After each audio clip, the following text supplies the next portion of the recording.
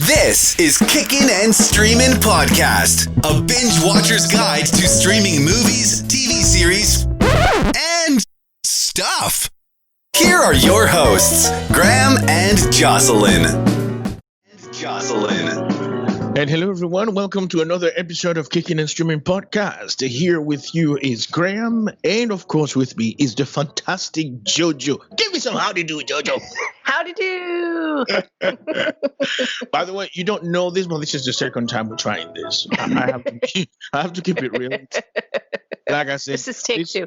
Yeah, this is a morning that I haven't been able to get it together, and I'm sorry, JoJo, but you know, this is every morning for me, so it's totally fine. I never have it together, so this is every morning for you. Every morning for me. I've used to be a morning person. Something happened when I turned like 30, and I'm not anymore.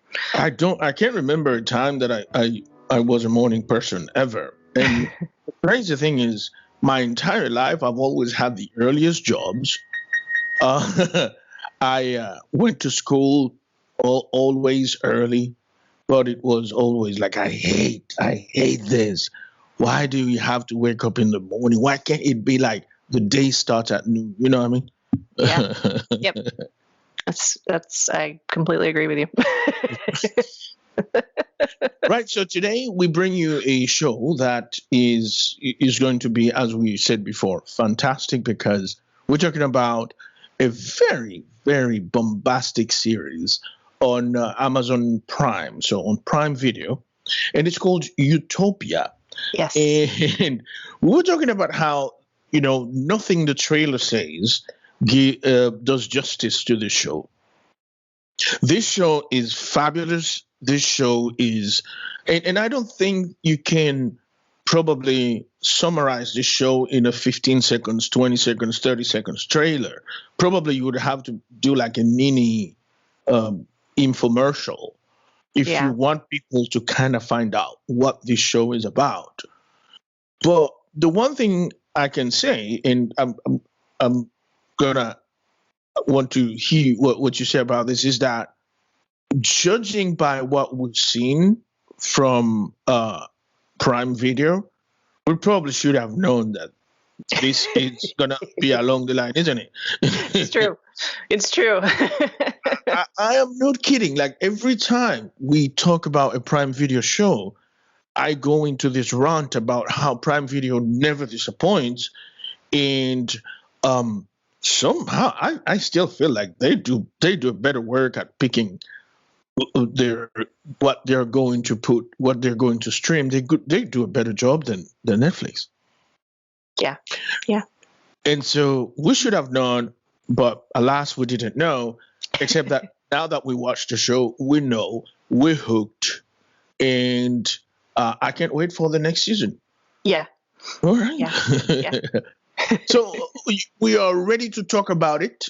Utopia. Jojo, tell us what you thought of this. Tell me. This show is bats, but in a very, very good way. A little bit of like camp horror, a little bit of very relevant things to what's going on right now. It's a little bit of everything wackadoo.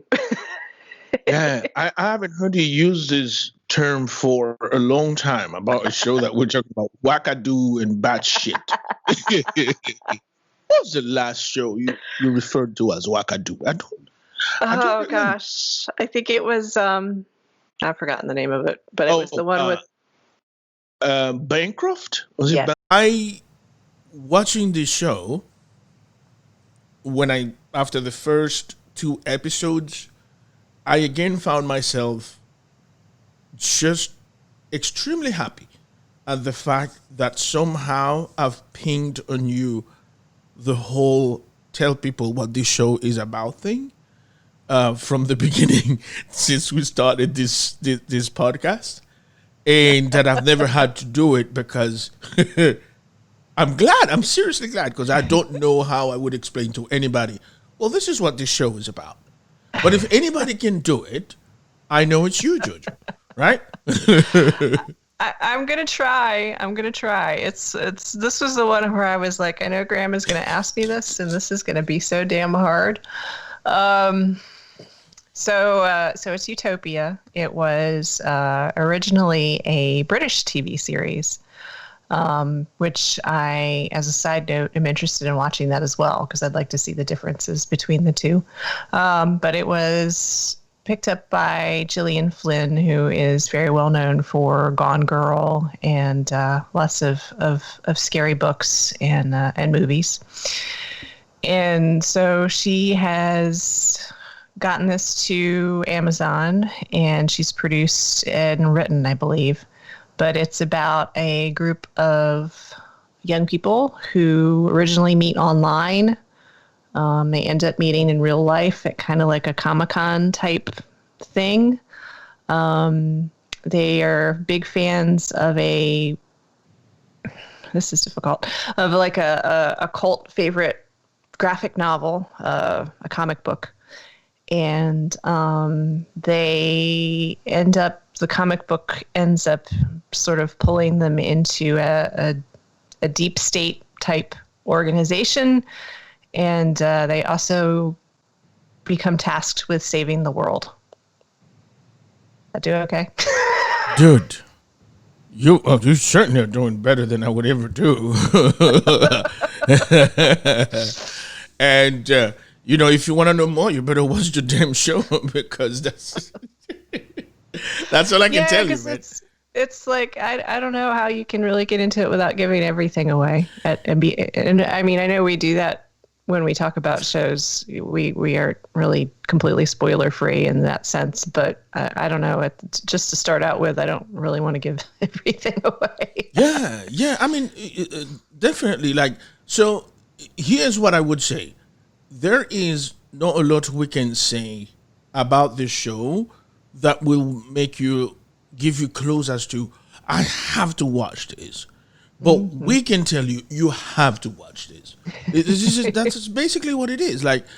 Because it's a difficult to explain type of thing. But that doesn't make it any less interesting. And somebody decided to mow the lawn near my damn studio today. But hey, such is life, isn't it? Welcome to suburbia. So I don't know what made me sort of want to see this, because again, I wasn't very impressed with the trailer, and I stalled a bit to start watching it because I was like, another comic book based stuff that maybe it's not even going to be that interesting. And maybe it's because I've never been inspired to go to a Comic-Con. I've never, my friend John actually travels from Asheville, North Carolina to Charlotte to the local Comic-Con. And he, collects all of those graphic novels and stuff like that. I've read, a series of graphic novels here and there in my life. I'm not saying that I've never been interested in graphic novels or comics, but I've never been one of those to say I'm this guy and I want to be this guy and I'm gonna try this. I've never been one of those. And so whenever I find something on TV that is based off a comic book, I'm like, yeah, I mean, I watch Batman and Superman and all of these DC and Marvel made comic book into films. I have a problem with watching that, but I don't go into it with a lot of expectation because chances are I'm not gonna like it. But this was a completely different thing for me because the moment it started, I was like, these are some interesting characters. And I know some interesting shit is going to start happening. And it starts happening right away. There's no, let's warm you up for the first half hour. It's just there's no explosive right away, isn't it? Yeah, there's no preamble. Right. You should know this guy and this guy. No. It's just bam. Let's do this. So Jojo, tell me what you put it out there for me.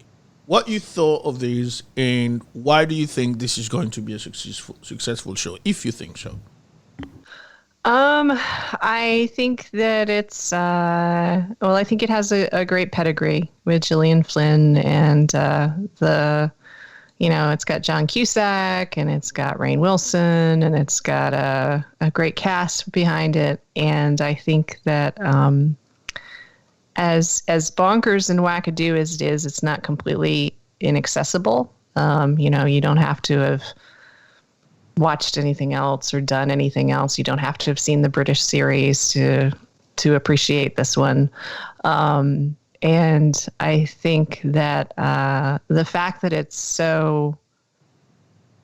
I read some things where people were saying that it was too timely and that made it too scary. But I don't really agree with that. I think that it being as timely as it is in the sense of pandemic and that sort of thing is a point in its favor. That it was released at a good time, and that I see this being one of those cult favorites that in 10 years people are still going to be talking about it. Yeah, I read about the whole this is too much in 2020.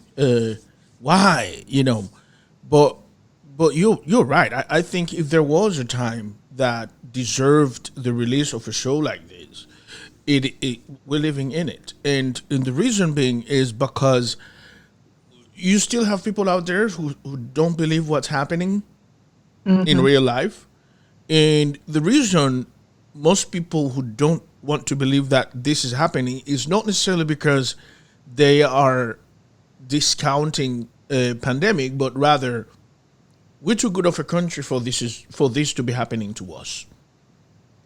Most of the people who are denying the reality that we are living today is because they obviously have bought way too much into the exceptionalism message, and they cannot believe that we're doing so terrible on something where other countries that we don't give that much credit and respect to have managed to fucking get their shit together.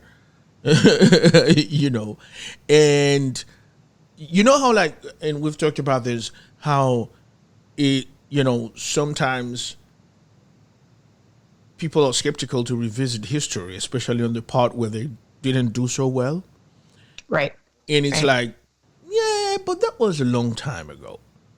But all the victories in every wars that we've won, we don't have a problem watching a movie about it because we won them. You know what I mean? Right. But do a movie about slavery, and it's like, yeah, but that was a long time. Do I really want to?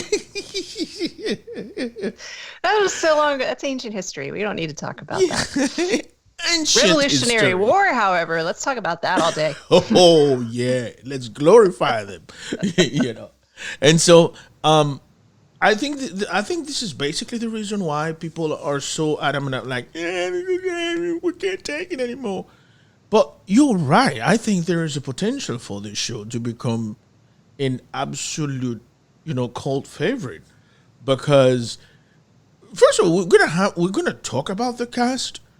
And the one thing I can tell you is that the kids in the show, I don't want them to grow up. I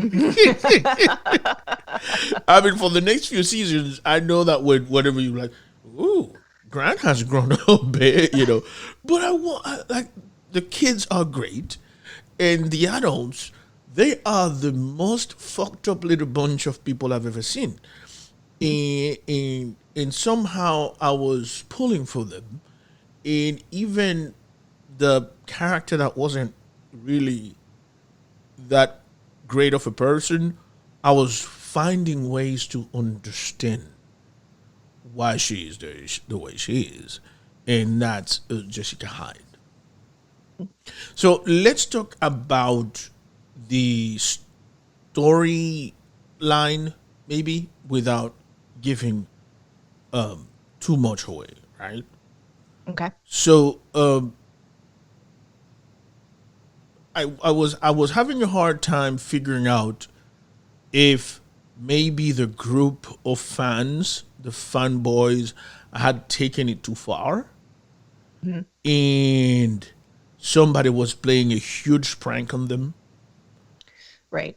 That's where I was going with. I'm like, maybe somebody hacked into the little group message and decided we're gonna fuck with their minds. But until I saw people started to die, and I'm like, this is far too much of a prank, isn't it? When the two dudes showed up at the hotel, right? Mm-hmm. Even when shit started to go down, I was like, they're just gonna sleep. It's just gonna be that. Until they started going room to room to room to room and doing their thing, and I was like, oh, this is fucked up. And then it started dawning to me, like, is this some kind of, like you said, is this some kind of deep state government project that maybe someone is trying really hard to prevent it from getting out there? But on the other hand, the graphic novel is already made. So what am I watching? I asked this question to myself the entire time. What the fuck am I watching? That's serious. I think it's okay if you ask, what the fuck am I watching? It's not okay if you go, why the fuck am I watching this? Well, yes. That's the point. That's the difference. What the fuck am I watching can be a very, very good thing, but what the fuck am I why the fuck am I watching is a bad thing. What the fuck is a good thing. We often find ourselves asking, why the fuck am I watching this? Like, if it weren't for the show, I wouldn't be watching this fucking thing, innit? This is true.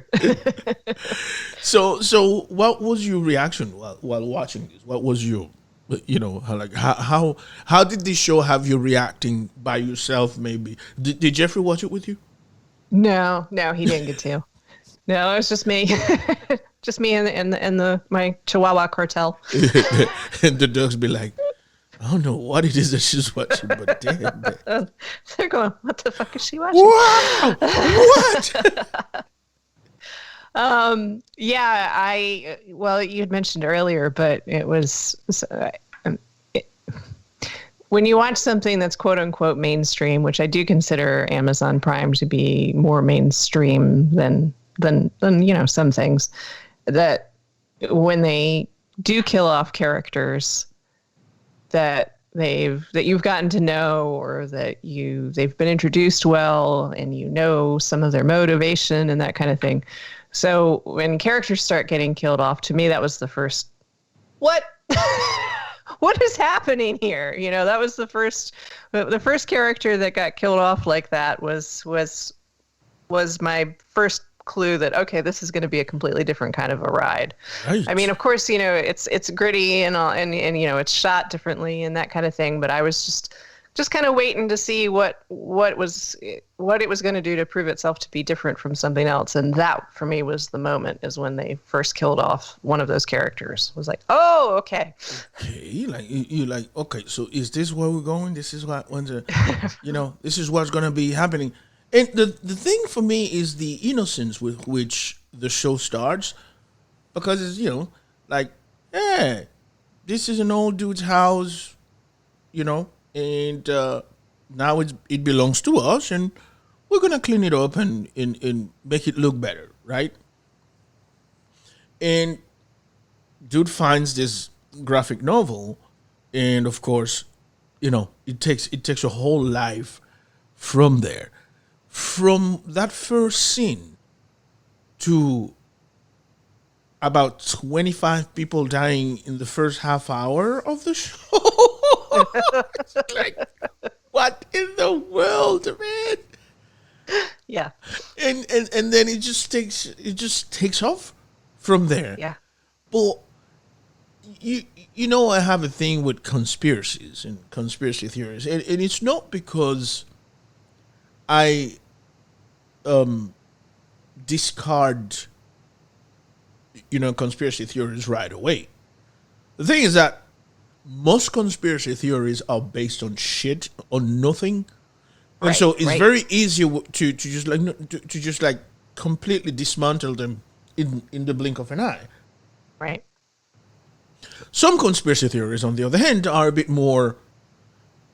Yeah, I have to research this more, but I'd rather not have an opinion about what you're talking about. But to see that an entire group is formed about the conspiracies, because like some of the clues in the graphic novel were things that you needed a loop to look at, and it wasn't anything that was easily revealing to the naked eyes. And you have to be really you have to really not have the prospect of having sex regularly with someone type of thing in your life to go, let me search for some clues in this graphic novel that you can't see with the naked eyes. You know. Am I abusing the stereotype? Maybe a little bit. Yeah, but it's fine. They recognize. Well, I was curious, and I'm glad that you started talking about that, because I know how you feel about conspiracy theories. So I was curious as to what your take on the conspiracy theory portion of this is. I mean, it's more than a portion, but how you felt about that as a plot line. I think the plot line is absolutely fantastic, because even within the fantasy that it is, it's based on a reality. There's that. Mm-hmm. The motivation behind all of the malaise, all of the bad in the story, you can understand, because almost everything is based on making more money. Mm-hmm. But that was the dumb approach. Like if I were to say, okay, I know what's behind all of this, you know what I mean? The most obvious thing is this is about money. It just turns out that very, very much at the end of everything, you realize, no, this is not about money. And the kind of power that this guy, Dr. Rabbit, was after, it was more about vanity, narcissism. The dude is a psychopath who has the money already. So it wasn't about money.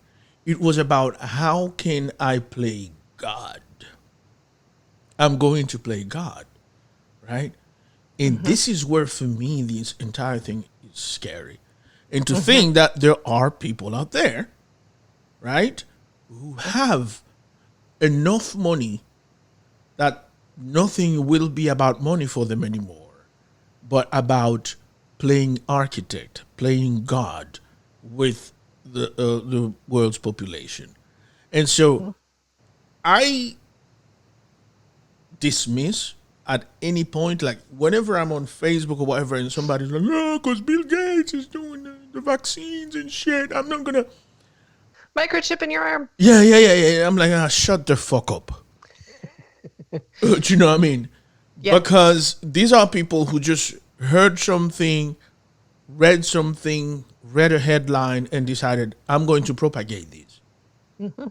I'm just going to regurgitate a headline. Regurgitate a headline.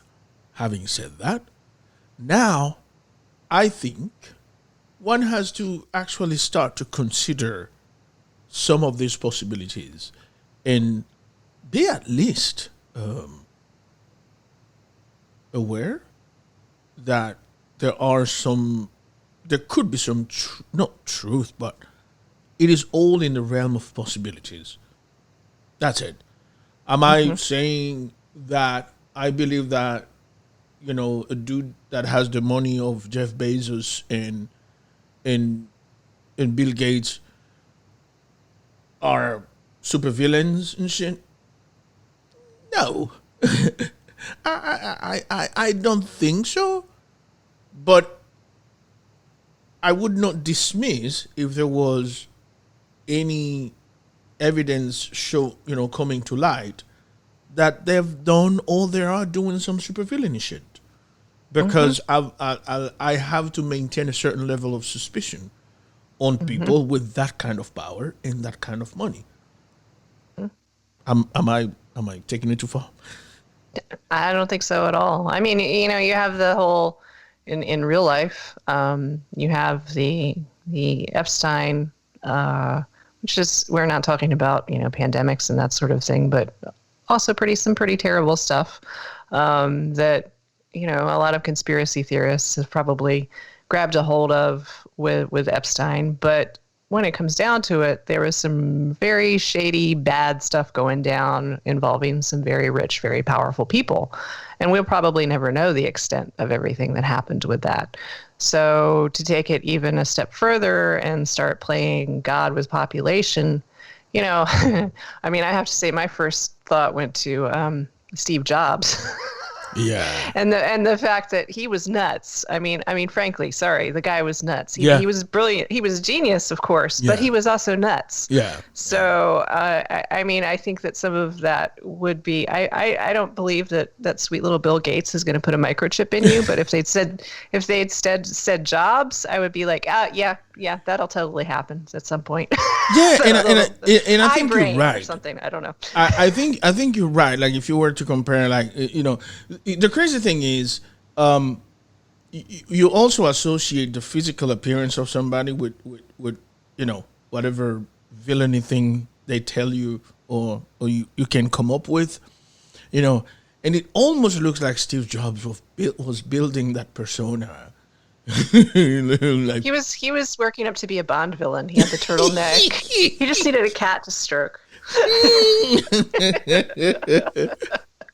And so if you put the top three together, well, let's put the top four, because we cannot not add the South African dude. What's his name? Musk. Yes. This dude is also batshit.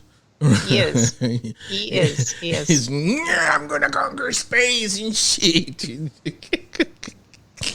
I think the difference is he is more interested in space. Right. And, like, I feel like he of all the people, I feel like he's the alien, like the actual genuine space alien. Isn't actually no, the Facebook dude is more the alien, isn't it? Yeah, he is too. I have to behave like this. That's what humans do, right? Remember to breathe.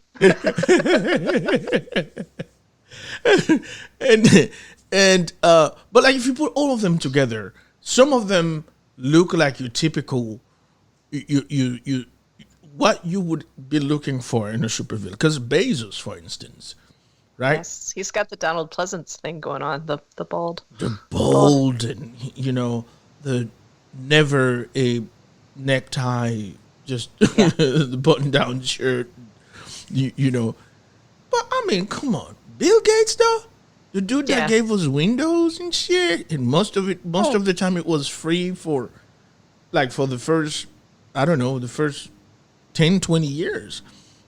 Yeah. I don't know, man. But again, we always have to keep an eye on these motherfuckers. I mean, when did our show turn into a conspiracy show? I don't know. Well, when we watched this show. We did. And now we watched Utopia, and now everything is a conspiracy. It's never gonna be the same, man. Life will never be the same, Lord. So, are you, the prospect of a second season? Are you excited about that? Oh yeah, definitely. And I think I said it earlier, but I would like to see the British version of this too.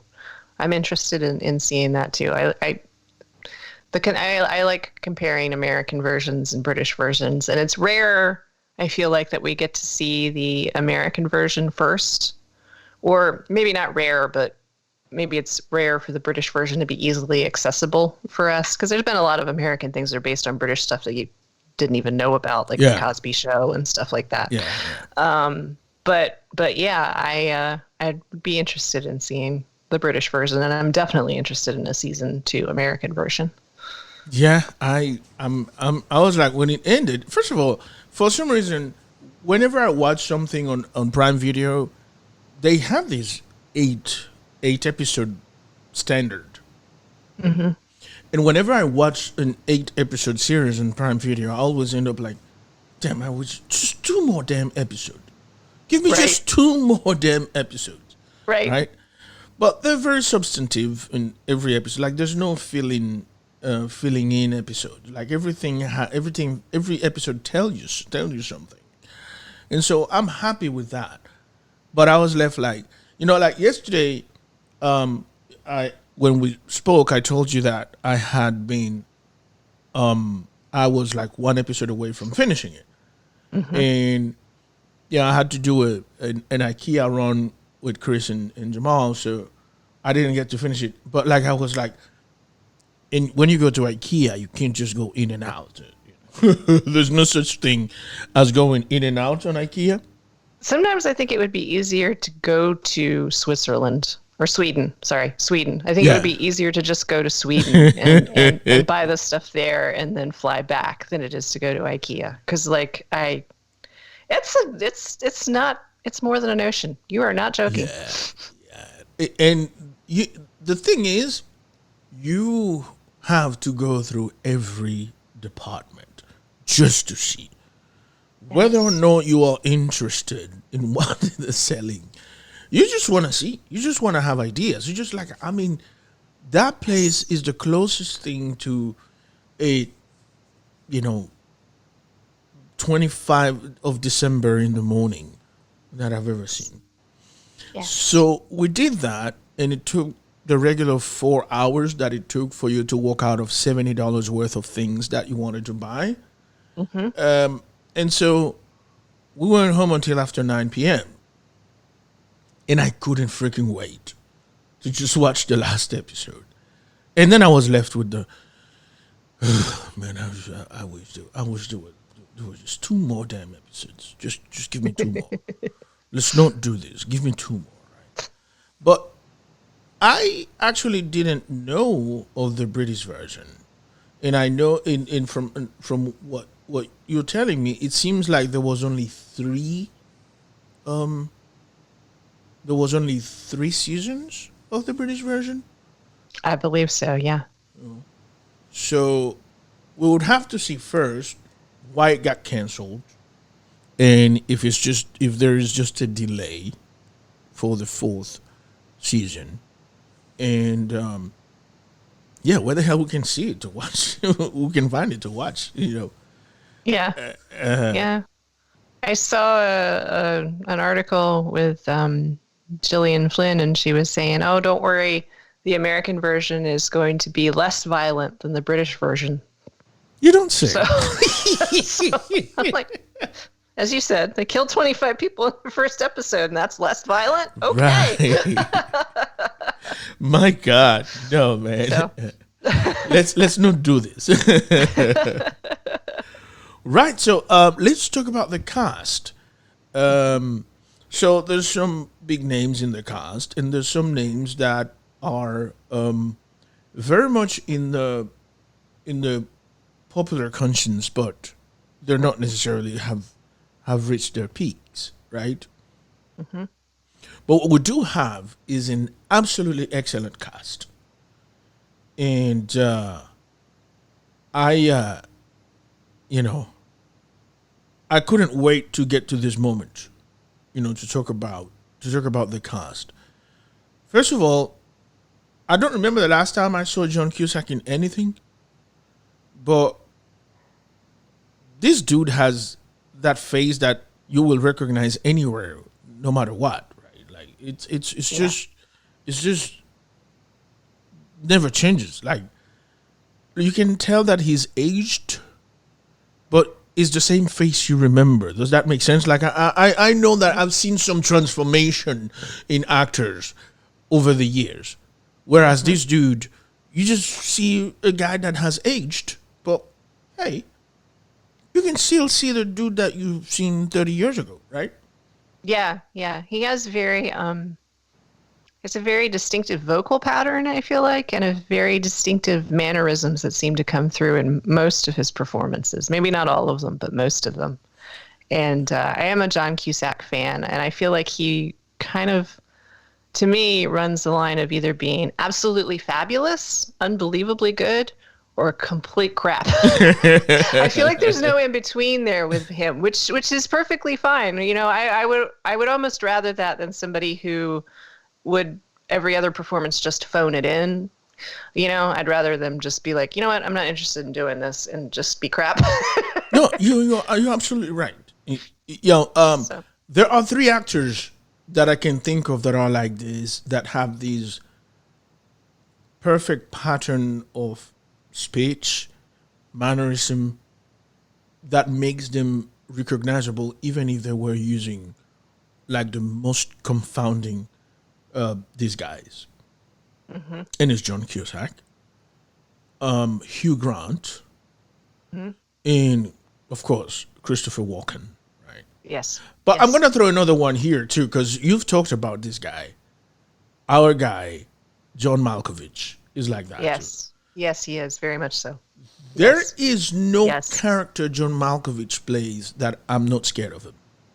Mm-hmm. He could play like the best. Like he could actually play fucking. What's the British nanny thing? Mary Poppins? Yeah, I would still be scared of John Malkovich.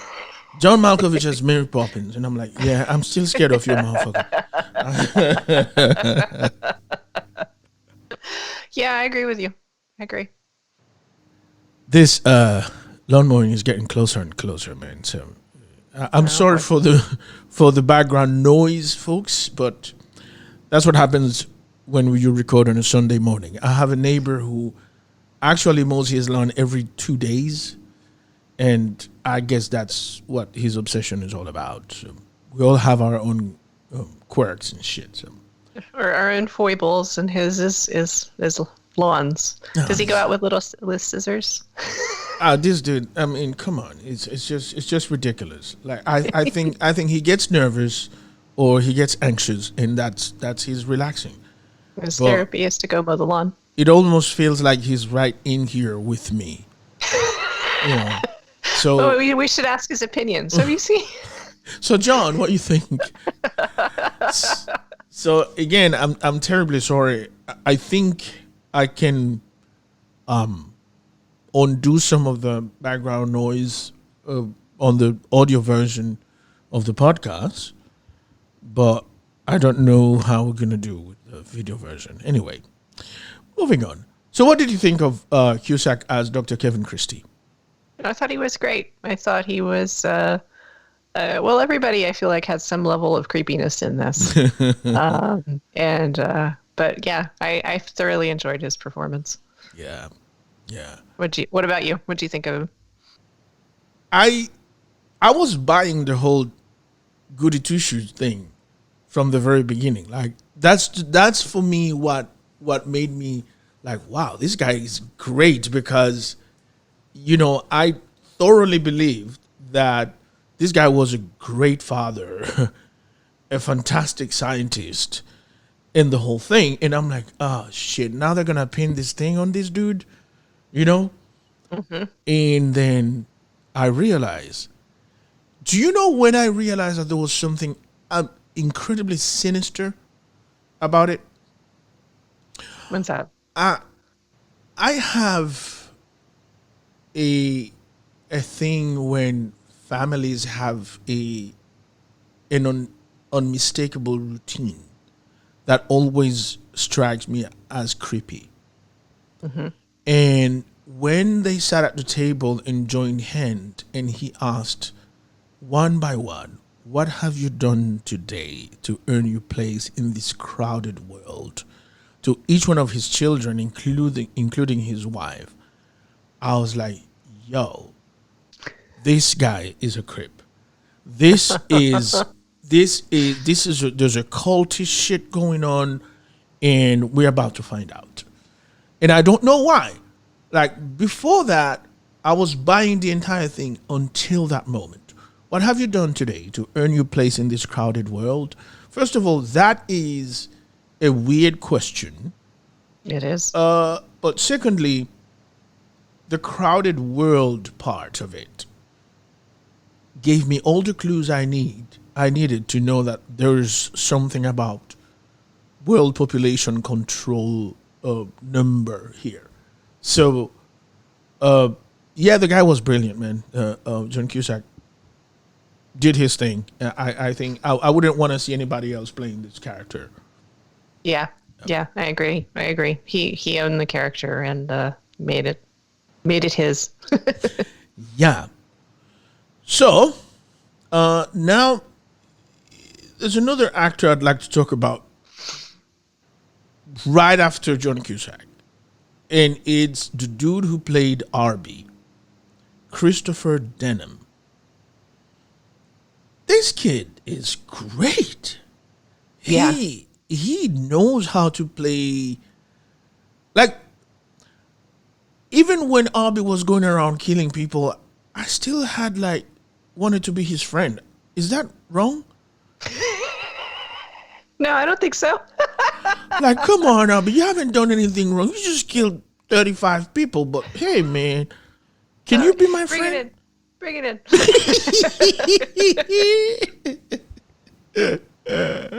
So, what do you think of this guy, man? Yeah, he's inspiring memes, and so lots of people feel the same way about Arby, and you kind of have a soft spot for somebody who seems to be named after roast beef. So, and when you discover why his name is Arby, it makes you want to laugh. It was actually a cruel joke. Oh, Lord. Because I didn't make anything of it until he said that. And I was like, oh, my God, that is actually a cruel joke. So this dude has been on Argo, in Shutter Island, in Billions. Have you seen Argo? I have not seen Argo. I have seen Shutter Island. Yeah, I've not seen Shutter Island. Billions, I started watching. I think I've told you this. I started watching Billions because, two of my favorite actors on there, Paul Giamatti and that other British dude that was on Homeland. Damian Lewis? Yes. But I kind of got tired of it on the first 4 episodes because there was some gratuitous nudity that I felt like, and I'm not a prude or anything like that. But I nudity has to have something to tell me with the story. But when you're just having women get naked because whatever, it's just not my thing. Again, I'm not a prude. That's not what I'm trying to, portray here. I'm just saying that sometimes the HBOs and the Showtimes and they have this thing where, yeah, get naked for me, for no apparent reason, and it's just tiring. Mm-hmm. If you are telling me a good story and somebody has to get naked, or fuck, the entire cast has to get naked, I'm fine with that. But don't just let's get you naked, Yeah. Nudity just because is, I agree with you. And again, nothing to do with being a prude. It's just, okay, and why are there boobs? Yeah. Why am I seeing an ass? And I've heard a lot of actresses talk about this, but why don't we create a certain amount of equity between, how much, female actors get naked, in contrast to men, it's always show me your boobs, but dudes, there's no show me your balls. For dudes, what I mean? It's always the women that have to, bear it all, and again, I'm not a prude. I'm the most liberal motherfucker you've ever seen in your life. But at the same time, this is the way I feel. Yep. I agree, and I agree that there's a lot of inequality when it comes to that. Yeah. There's going to be gratuitous You know, if you're just going to show a woman naked because, then just show a dude naked because. Right. That's it. So let's talk about Wilson. I like what he said. It's not a typo.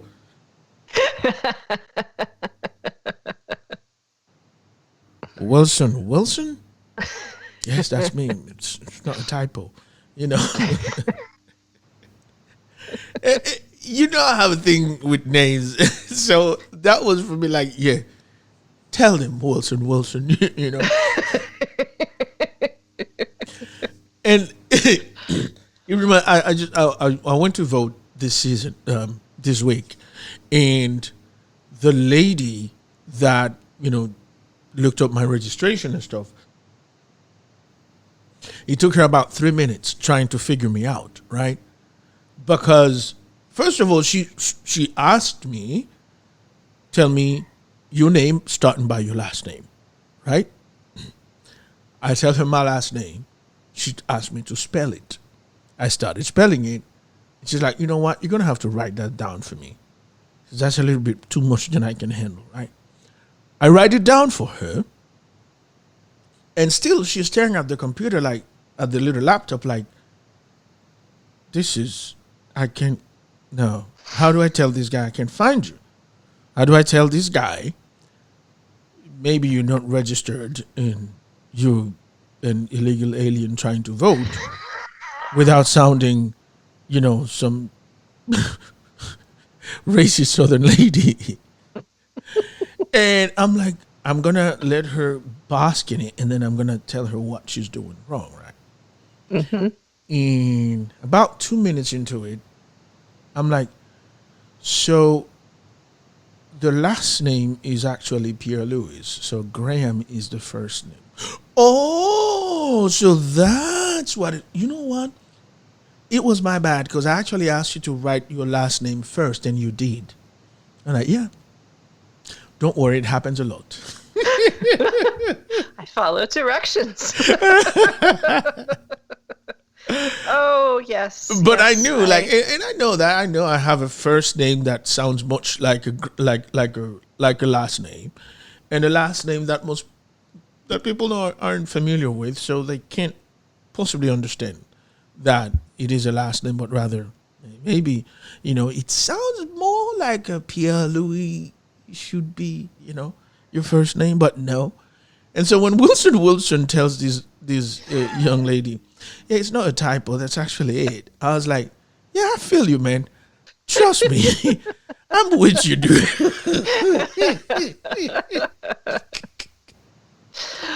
Oh, I know that as much as I like my name, I in tussles with trying to get people to understand both my first and my last name, I've been like, could I have not just been JoJo? Like literally JoJo, just JoJo. Yeah, I mean, come on. There's people named Ginger. Yeah. You know. Yeah. So my first name is Joe. My last name is Joe. Hey, I didn't get it that one until you said, first name, Joe. And what's your last name, ma'am? It's Joe. Is this a typo? No, it's not a damn typo. I'm Joe. Joe. It is. But then I feel like that would turn into a whole thing that would be just as bad as the name I have. So. Right. So this kid, Wilson, his name is Desmond Borges, and is a up and coming actor, you could say, right? Yeah. Yeah. Looks like he's been in a few things that I haven't seen. But kind of guest starred on a few big shows, The Good Wife and that kind of thing. But yeah, he I'm not familiar with his work, but I enjoyed him in this, and he has a very empathetic face, if that's the word I'm looking for. Yeah. So. Yeah. I liked everything about him. I liked that he was the nut job conspiracy theories that had a bunker, and you know, that he could easily lose his shit at any given point. You never knew how he was going to react to things. And I also liked how, at the end of the day, even though he looked like the most knowledgeable, he sounded like he was the most knowledgeable of all of them. He was in the end, sort of like the weakest link too. Yeah. Yeah. Yeah. So, yeah, Desmond Borges as Wilson. I also like the ethnicity part of him. He's of a Greek and Italian mother and a Puerto Rican father. So you kind of see all of that in him too. You know, he's a little thespian with a lot of emotions. So Corey Michael Smith, we're all familiar with. If you watched Gotham, you know. But is there any way this kid could play a character that is not an actual asshole? Yeah, I don't know. I kind of think he maybe has gotten himself typecast or something, or buttonholed there. But then, if you're really good at something, yeah. I mean, you know, you see the face, and you're like, oh, I know. Is he good this time? No, he's not. Never mind. Never mind. But I mean, he was good here. Right, Now, yeah. good in the performance. Yes. and it's sort of like the same line with him in Gotham too. Like, he started good, and then all of a sudden, whoa, you know. Yes. But he's made a name for himself, hasn't he? Yeah. So he played what was it? Thomas Christie? Thomas Christie. Yeah. Yeah, Thomas. he played Thomas Christie on the son and heir to the Christie throne. I was waiting for a fat Christie for some reason because of Chris Christie. Is that wrong of me? No?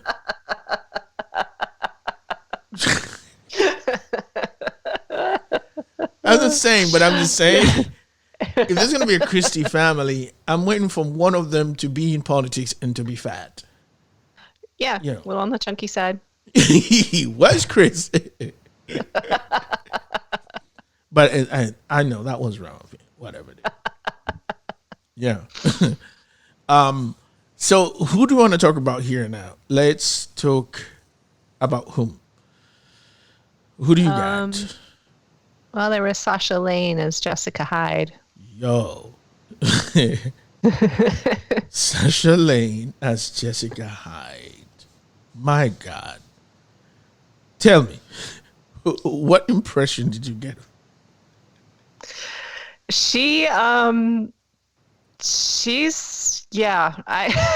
she's a very intense character. The entire time. The entire time. Like, this girl never smiles in this fucking thing, man. She's on high alert at all times. Go. And she likes her guns.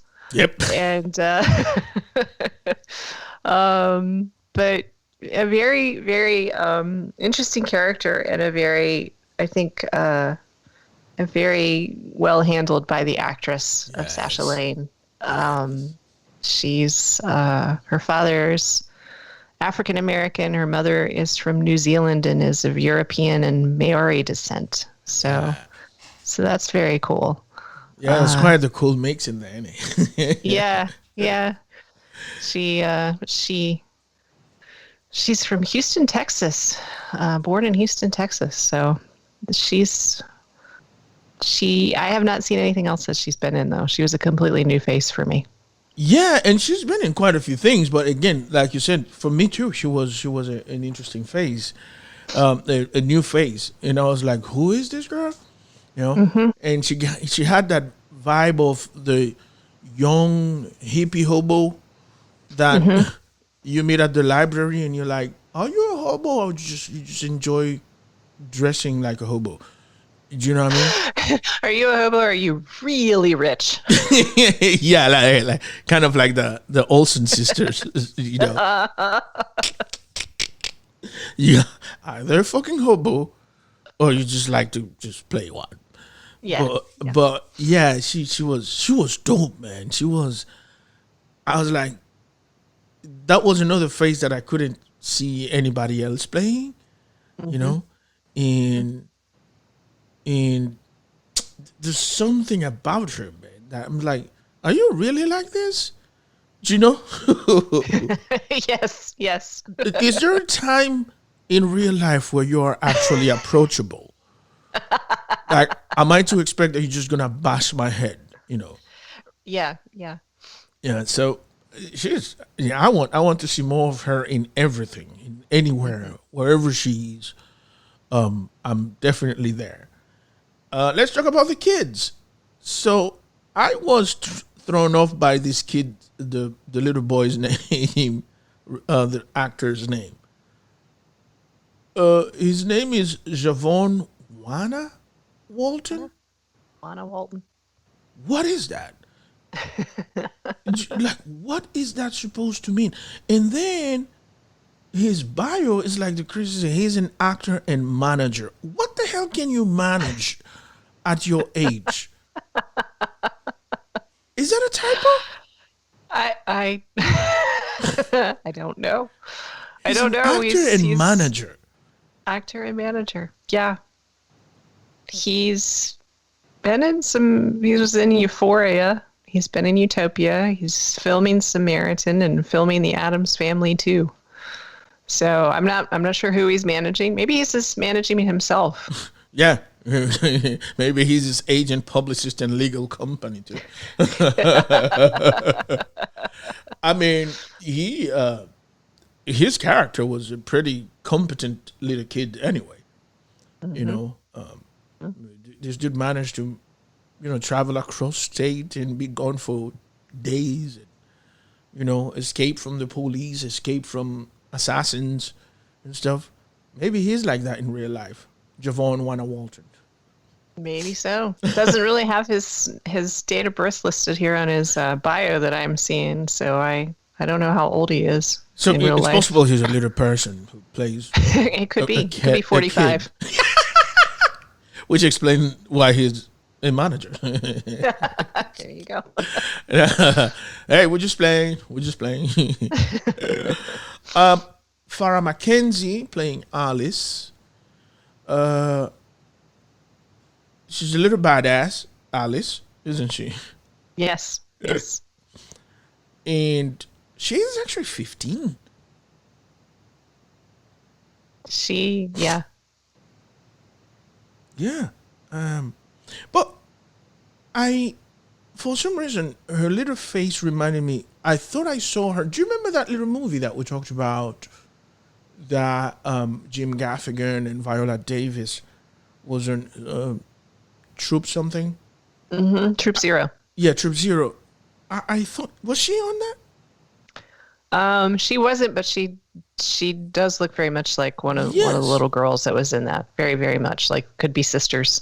Yeah, I kept thinking, yeah, I've seen this kid in the movie of Troop Zero. Kept coming up in my mind, but like I don't see that anywhere in her bio. So definitely she wasn't there. But she has been in everything. Yeah, she's been working for a while. To be 15, she's been working for a long time. So both of her parents are actors. Her mother is Angela Little, and her father is Andy McKenzie. And her grandfather, Jesus, is Emmy Award nominated director Will McKenzie. So she probably could have schooled the entire cast that she worked with, I guess. Yeah. This is how you do this. well, actually, the way one does this is. Oh man, yeah. I was fascinated by those kids because one plays the little vagabond and she plays the little girl who you originally would assume is fragile and just a little girl, and then wait till you see. we're not gonna give you the hope, but wait till you see, man. She's not. You can't fuck around with her. That's right. Nah. That's right. The character of Becky, played by Ashley Lathrop. Am I saying that right? I'm gonna say yes. Yeah, Ashley Lathrop. So she has been on a couple of things that we've seen, but I don't remember her. But I will remember her from now on. Yeah. Yeah. Yeah, she's been in quite a few things, but for whatever reason, her face didn't ping any memory for me. I think it's hard. Any actor or actress who's been one of the women in The Handmaid's Tale, it would be hard to recognize them elsewhere unless they were already famous.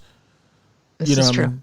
Because of the true. costume and the whole thing. So she's been on The Handmaid's Tale, so I cannot remember her from that. We did watch 2 or 3 seasons of the Kominsky Method, and she has some credits in there. But again, if it wasn't a persistently featured character, then probably I would not remember her, and I have no idea what 50 Shades Freed is. So yeah, I haven't seen that. Yeah, but I love Becky's character, and I love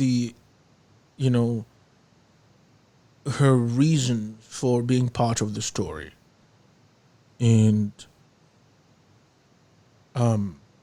I was getting disappointed at some point because I thought the character had been written off, and luckily that wasn't the case. But I'm glad that they kept her around, because I think she is in the end an integral part of the character, and I think she brings out a certain humanity out of Jessica Park. I think she probably makes Jessica feel that she's the closest thing to a sister, isn't it? Yeah. So, there was a good dynamic between the two of them, and it was good. Yeah, she kind of brings a bit of balance onto Jessica, because among the dudes, Jessica feels like she always has to be on top. She has to be. She has a commanding personality, and you had another dude who challenged her all the time. So I think this guy made it to the end of the story because of his closeness to Becky. Otherwise, Jessica would have killed his ass too. Yeah, that makes sense. Yeah. It does. I mean, Wilson was the guy that he submitted when he needed to. He was a survivor, wasn't he? He was a survivalist. Yeah. And so it made sense that he understood that he could be protected by Jessica, and he needed to do his part to keep things going. But my dude Ian, who we are going to talk about now, he was, the challenging voice. And yes, there's nothing wrong with that. But when you're dealing with crazy people, you have to know how you're challenging. I'm just saying, I think it doesn't take a long time to realize.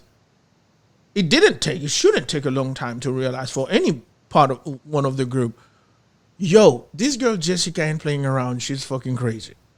Mm-hmm. So you got to be careful with her. She's not a bad person, but she's not. She's, as Jocelyn would say, wakadu.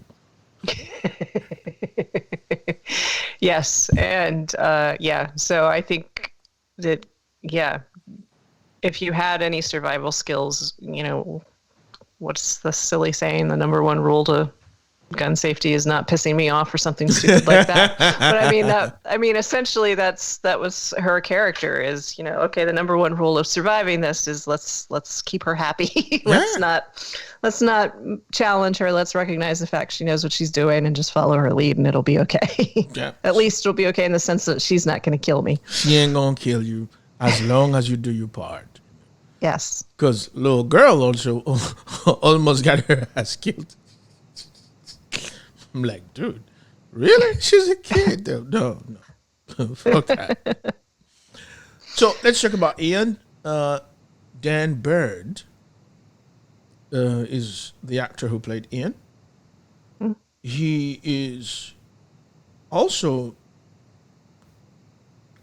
he's like the most experienced of the group as an actor, isn't he? Yeah. He's taking out John Cusack. I guess he would be probably one of the most, because he's been acting since looks like 97. So he has quite a resume. Lots of different roles that I haven't seen. Yeah. And here's the crazy thing. He's playing like a young dude, but he's not that young, is he? No, he isn't.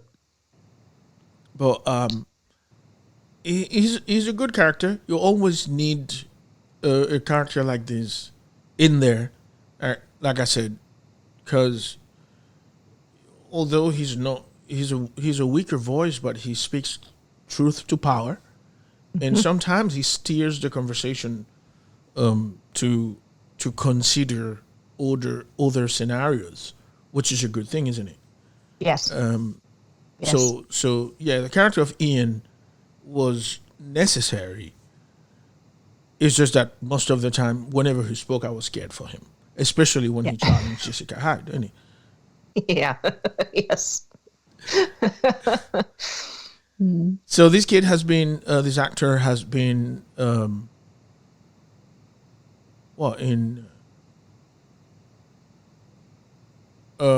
Aliens in America, The Hills Have Eyes, and A Cinderella Story. Cinderella Story was that one with Russell Crowe, right? The boxer. Yeah, Did you remember that? Yes. That was actually a very good movie.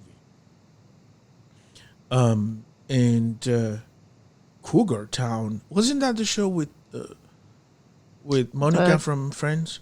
Yes, it was. No, Monica from Friends had a show called Cougar, but not Cougar Town. Is it Cougar Town? Was it Cougar Town? Oh no, I don't know. God, I don't know. I don't know if it was Cougars or Cougar Town, but yeah, that was it.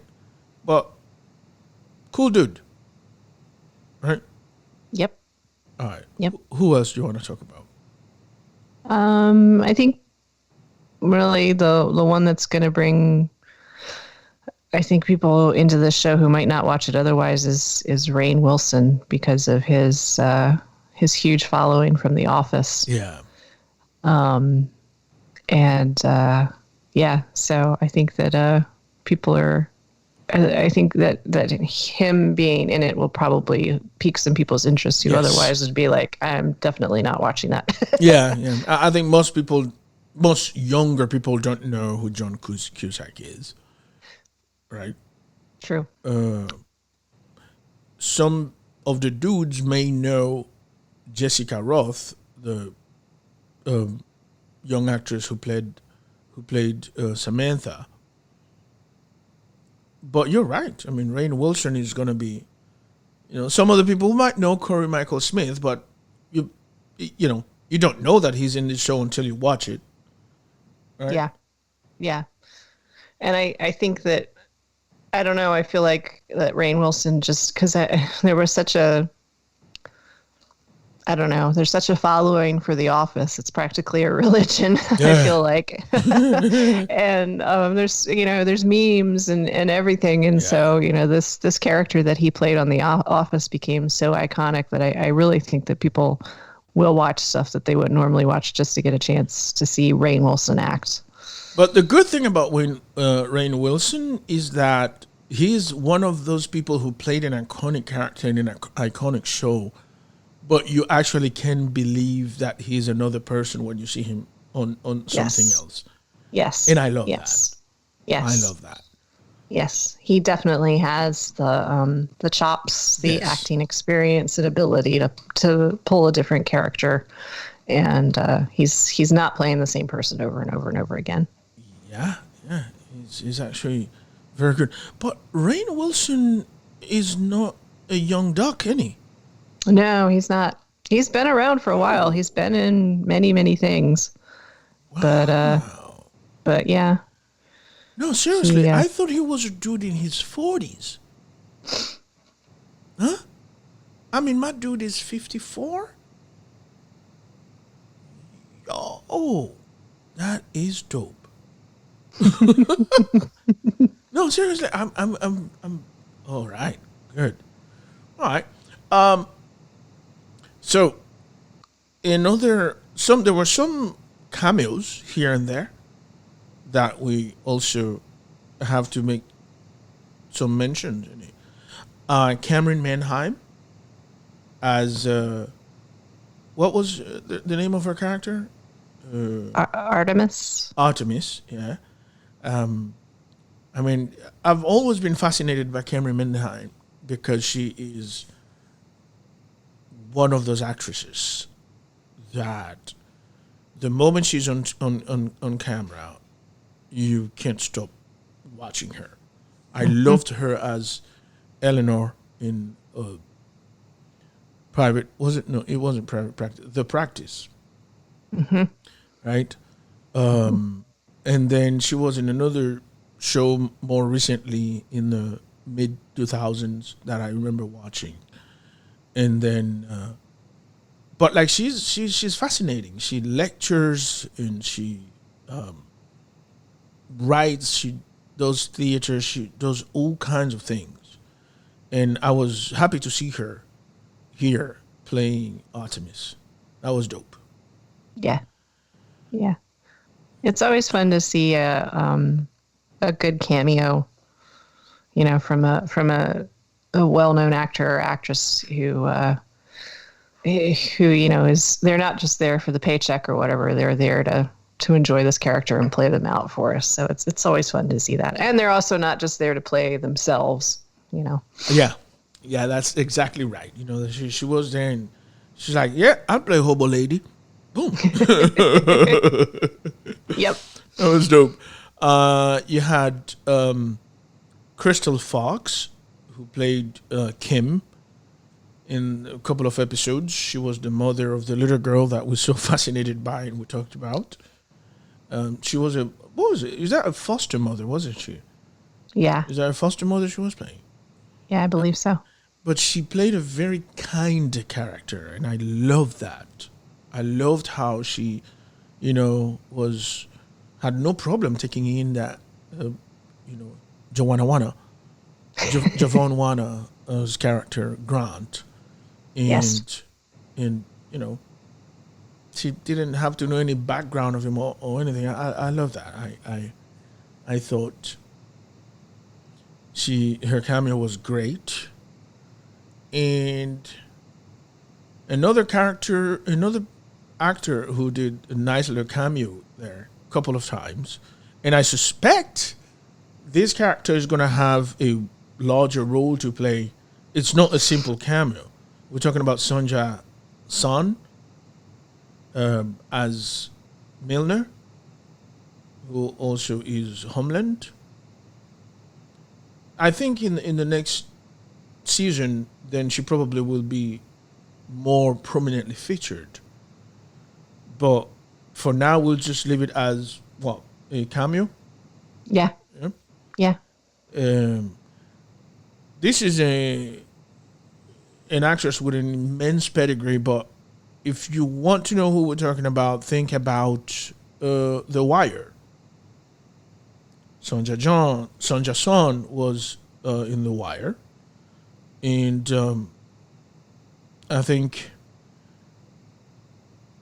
yeah. Once we say The Wire, you will know who we're talking about. I think she was the partner to the main cop on The Wire.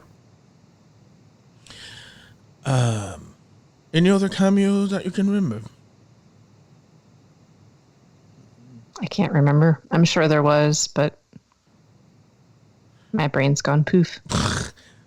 The last actress I want to talk about is the Janine Serrales, who played Colleen. Fascinating. She had me fooled. There was nothing about her throughout the entire thing until the end that told me that, she was a surprise. And she was. She was a surprise, man. And she's been in a lot of interesting things too. So she's got a good pedigree. All right.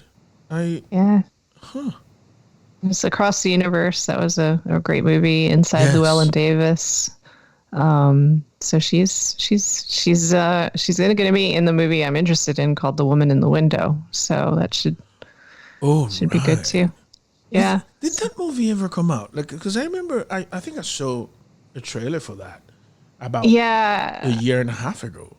Yeah, I think that COVID I think they were waiting for theaters to reopen, but I don't know if they're going to decide to release it on streaming, or I think it's kind of in COVID limbo.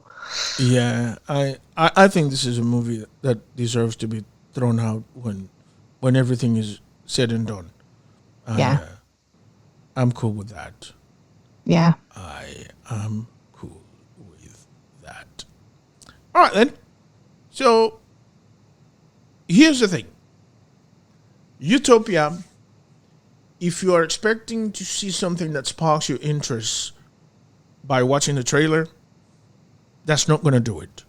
You are going to just have to take a leap of faith and go watch it, and you'll see what we're talking about. This is, to me, in 2020, probably the best new show on Prime Video in 2020. Prime Video has thrown out quite a few things. But, some of them are new seasons of shows that have already premiered that we're already familiar with.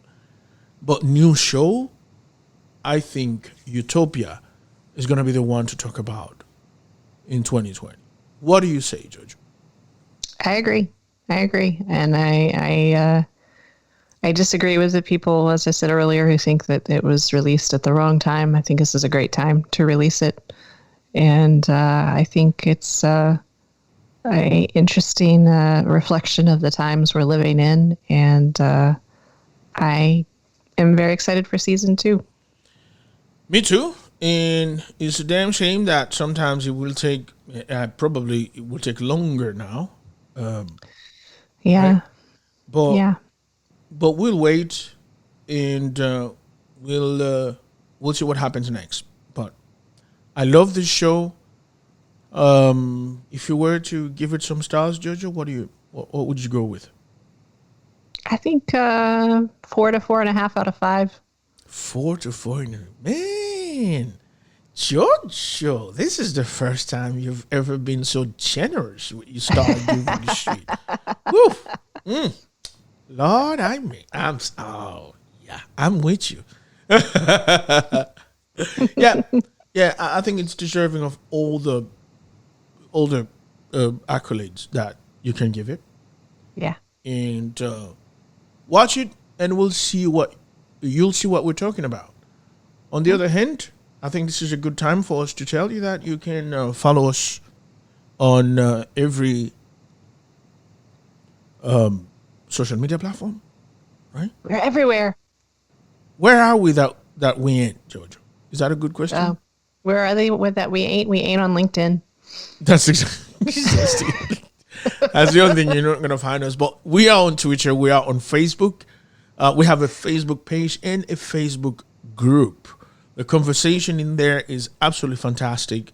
If you are on Facebook, you can go ahead and boom, just join the Facebook group, Kicking and Streaming Podcast Facebook group. Also, if you watch us on YouTube, please subscribe. Please subscribe. Share this episode with other people. And tell us what, we could be doing better. Because, like, it's not like we know what we're doing. You know what I'm saying? Yeah, we have no idea. We have no clue. You can find Jocelyn on Instagram. Again, the only social media that she does. She is Jocelyn Podcast. And you will find me on Instagram and on Twitter as Mr. Puzzetta, MrPuzzetta. So that's where you'll find me. And so in this case, then, for me and for Jocelyn, this is goodbye, folks. Thank you very much. Bye. Thanks, everybody. Bye. Thank you for listening to Kickin' and Streamin' Podcast. If you found value in our content, please subscribe and share. We would also be delighted to hear what you think of this podcast. So please rate us by writing a quick review on Apple Podcasts or your favorite podcast platform.